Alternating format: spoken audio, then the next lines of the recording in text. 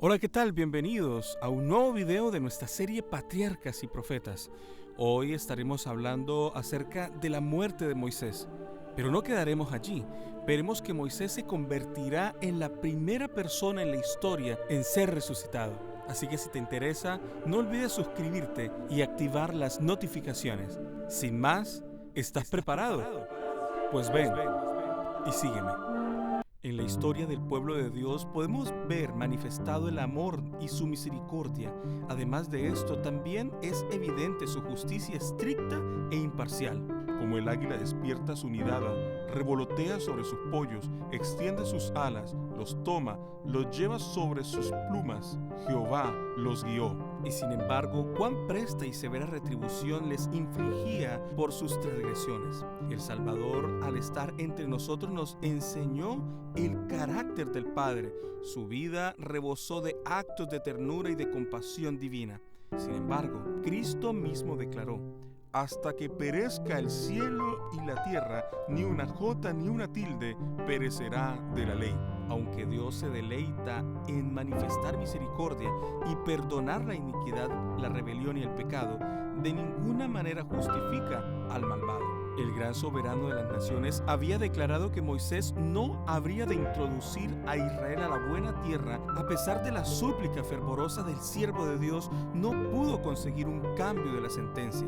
Mas, sin embargo, Moisés no había cesado en su labor de cuidado del pueblo. A la orden divina, Moisés y Josué fueron al tabernáculo mientras que la columna de nube descendía y se asentaba sobre la puerta. Allí, en ese momento, el pueblo fue encargado a Josué. En presencia del pueblo, Moisés, en nombre de Dios, dirigió estas palabras a su sucesor: esfuérzate y anímate, que tú meterás los hijos de Israel en la tierra que les juré, y yo seré contigo. Después de esto se dirigió a los ancianos y príncipes, encargándoles que actuasen fielmente a las instrucciones que Dios les había comunicado.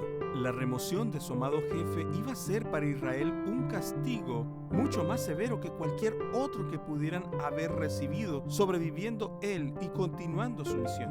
Dios habla a su pueblo mediante las bendiciones que le otorga, y cuando éstas no son apreciadas, les habla sufriendo las propias consecuencias de sus obras para inducirlos a ver sus pecados y volverse a él de todo corazón. Aquel mismo día Moisés recibió la orden: sube al monte Nebo y mira la tierra de Canaán que yo doy por heredad a los hijos de Israel, y muere en el monte al cual subes, y sé reunido a tus pueblos.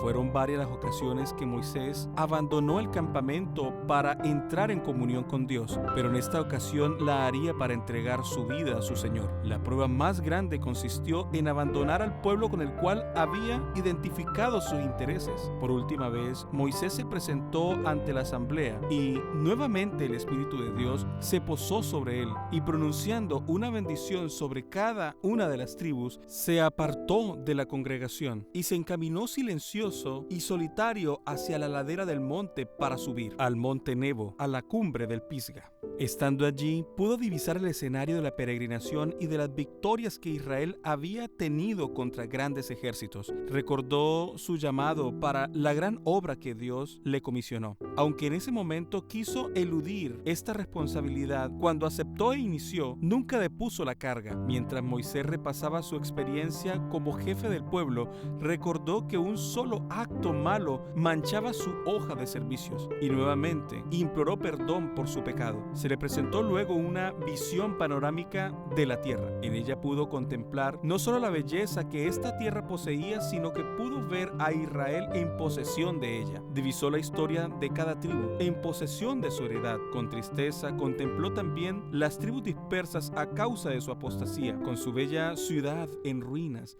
y su pueblo cautivo en tierras extranjeras. Los vio restablecidos en la tierra de sus mayores y por último dominados por Roma. Se le permitió mirar a los tiempos futuros y contemplar el primer advenimiento de nuestro Salvador. Contempló la vida humilde de Cristo en Nazaret, su ministerio de amor, simpatía y sanidades, y cómo le rechazaba y despreciaba una nación orgullosa e incrédula. Escuchó las palabras: «He aquí vuestra casa os es dejada desierta». Fueron las palabras de Jesús al pueblo por el cual Moisés había estado dispuesto a ser borrado del libro de la vida. Moisés contempló la agonía del Salvador en Getsemaní y vio que como él había levantado la serpiente en el desierto, así era necesario que el Hijo del Hombre fuese levantado. En el sacrificio de nuestro Señor pudo ver lo vanas y ligeras que fueron las pruebas por las que él pasó. Se regocijó porque se le había permitido participar, aunque fuera en pequeño grado, de los sufrimientos de Cristo. Vio Moisés que a pesar de que el pueblo de Israel, según la carne, no había alcanzado el alto destino al cual Dios lo había llamado, y en su incredulidad no había sido la luz del mundo, y aunque había desechado la misericordia de Dios y perdido todo derecho a sus bendiciones como pueblo escogido, Dios no había desechado, sin embargo, a la simiente de Abraham, y habían de cumplirse los propósitos gloriosos cuyo cumplimiento él había emprendido por medio de Israel. Dios mostró a su siervo cómo Israel rechazó al Mesías mientras profesaba honrar la ley de Dios, pero también le mostró cómo el mundo cristiano hoy rechaza la ley de Dios, aquella ley que fue proclamada por Dios en Israel, aquella ley que es el fundamento del gobierno de Dios. En visión pudo ser testigo de cómo el Israel de Dios, en toda la historia de este mundo, entraría a la buena tierra, mucho más hermosa que la tierra a la cual él no podía entrar. Luego, como un guerrero cansado, se acostó para reposar y murió allí Moisés, siervo de Jehová, en la tierra de Moab, conforme al dicho de Jehová, y enterróle en el valle en tierra de Moab, enfrente de Bet-peor, y ninguno sabe su sepulcro hasta hoy.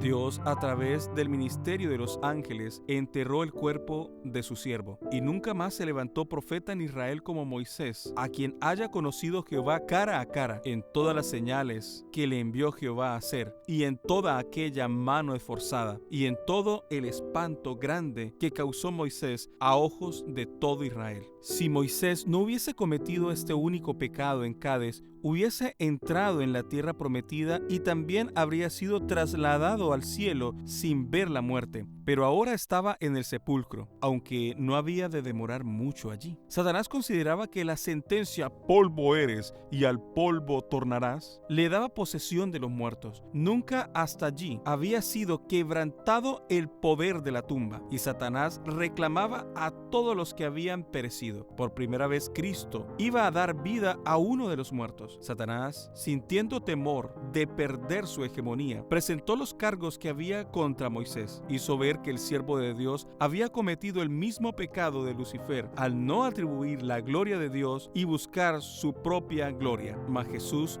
no se rebajó a entrar en ninguna discusión y dejó todo en manos del Padre y dijo: «El Señor te reprenda». El Salvador no entró en disputa con su adversario, sino que en ese mismo momento y lugar comenzó a quebrantar el poder del enemigo caído y a dar la vida a los muertos. Satanás tuvo allí una evidencia incontrovertible de la supremacía del Hijo de Dios. La resurrección quedó asegurada para siempre. Satanás fue despojado de su presa. Los justos muertos volverán a vivir. Una última reflexión antes de terminar, y es decir que Dios vedó la entrada a Moisés a Canaán para enseñar una lección que nunca debe olvidarse, a saber que Él exige una obediencia estricta y que los hombres deben cuidar de no atribuirse la gloria que pertenece a su Creador. ¿Y qué de ti? ¿Ves en la vida de Moisés un ejemplo a seguir? Vemos en su vida y aún en su muerte el cumplimiento de las promesas de Dios en sus hijos fieles. Recuerda suscribirte y activar las notificaciones. Comparte con tus amigos y no olvides, soy discípulo